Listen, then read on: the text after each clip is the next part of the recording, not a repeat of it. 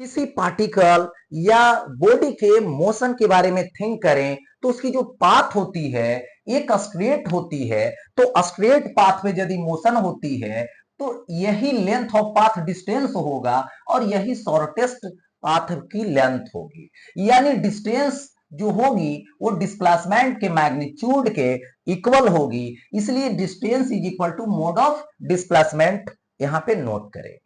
ऐसा इसलिए क्योंकि डिस्प्लेसमेंट में मोड इसलिए दिया गया कि ये स्केलर है और ये वेक्टर है और वेक्टर को मोड लगा देंगे तो ये स्केलर हो जाएगा। तो आप कंपेयर कर सकते हैं।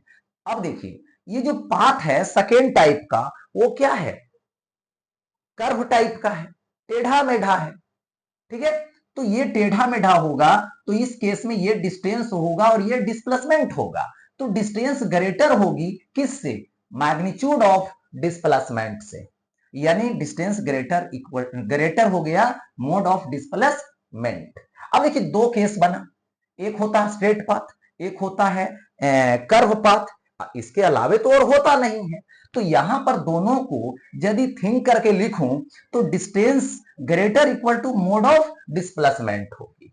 यानी कहने का मतलब हुआ कि distance never less than magnitude of displacement. यानी आप तो बोल सकते हैं डिस्प्लेसमेंट क्या होगी, उसकी जो मैग्नीट्यूड होगी नेवर ग्रेटर देन डिस्टेंस। ना तो डिस्टेंस छोटा हो सकता है डिस्प्लेसमेंट से, ना तो डिस्प्लेसमेंट कभी बड़ा हो सकता है। क्या हो सकता है, distance greater equal to mod of displacement होगा। यही इसकी कंसेप्ट है।